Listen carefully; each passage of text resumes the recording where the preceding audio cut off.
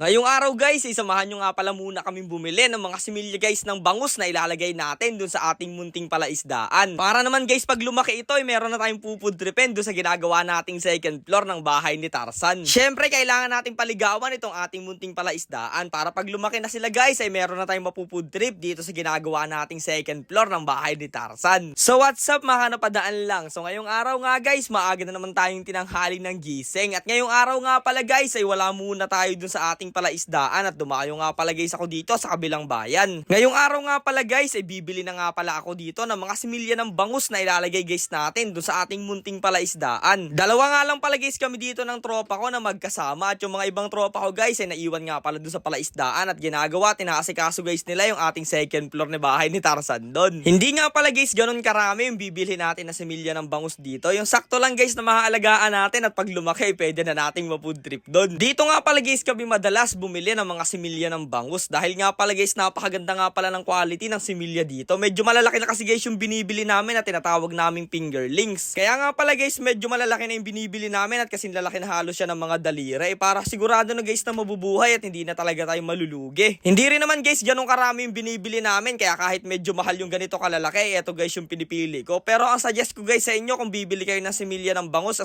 mas okay guys yung medyo maliliit, lalong lalo na guys pag maramihan talaga yung bibili nyo para hindi kayo mamahalan. Alam nyo naman guys kami ng mga tropa ko ay talagang gusto agad namin malaki yung magiging alaga namin para syempre guys madali rin namin silang ma-food trip. Dito nga guys sa pagbili namin ng similya ng bangus ay kailangan nga pala guys mano-mano dito yung pagbibilang kaya dapat magaling guys yung nagbibilang dito at hindi talaga nalilito. Sarami ba naman guys ng bibilangin na yan ay panigurado talaga. Pagkatapos nga guys magbilang syempre sasalin yan dito sa dalawang doble guys na plastic tapos pagkatapos nun ilalagyan naman guys yan ng oxygen. Dahil nga guys nandito tayo sa may kabilang bayan ay medyo malayo nga pala tayo dun sa ating palaisdaan kaya kailangan guys talagang lagyan ng oxygen yan para pag nagbiyahe tayo guys ay hindi sila mamatay o hindi sila kulangin sa hangin. Syempre big shoutout nga pala kay Kuya Rodel dyan, siya nga pala guys yung binilhan namin itong similya ng bangus. Bali nga pala guys pag naibag na natin yung mga similya ng bangus na yan at nalagyan na natin ng oxygen ay ganito nga pala yung magiging itsura niya. Tapos bumili na rin guys ako ng konting similya ng sugpo dito guys. Ayan, hindi nyo sila masyadong mapapansin dahil napakaliliit guys ng mga similya ng sugpo. Eto guys yung kailangan talaga natin palakihin dahil isa ito sa pinakamasarap i-food trip talaga yung mga sugpo na yan. Hindi naman guys ganun karami yung mga similya na binili namin. Yung sakto lang talaga guys na mapo-food trip namin pag nagsilakihan na. At eto na nga guys yung finished product.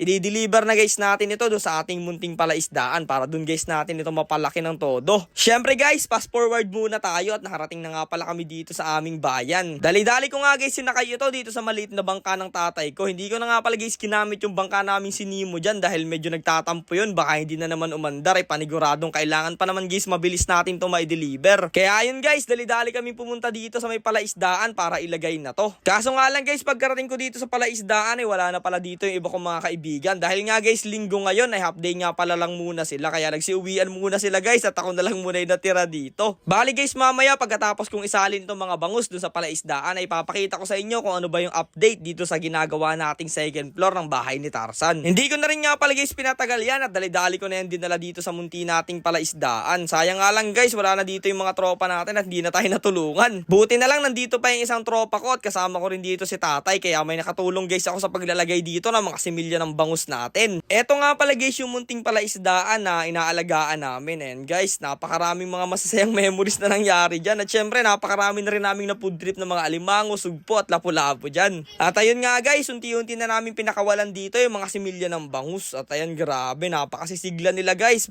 Mukhang pwede na natin tong food tripin kaagad. Pero syempre guys hindi, kailangan talaga natin tong palakihin ng todo para mas masarap natin silang ma-food trip pag malalaki na sila. Bali nga guys magdadagdag pa ako dito ng similya ng sugpo. Yung nabili ko kasi guys kanina ay medyo konti lang kaya maghahanap guys tayo ng mabibilhan natin at madadagdag natin. Syempre lalagyan din guys natin to ng mga similya ng alimango para mas marami guys tayong ma-food trip pag nagsilakihan na yung mga alaga natin dito. So ayun guys, natapos na kami sa paglalagay ng similya ng bangus at magdadagdag pa kami ng kaunting similya ng sugpo dyan guys para mas marami tayong alaga. So ayun, ito nga guys yung update dito sa second floor ng bahay ni Tarzan. Ayan guys, ang next step namin dito maglalagay na kami ng bubong na pawid kaya abangan nyo yun guys.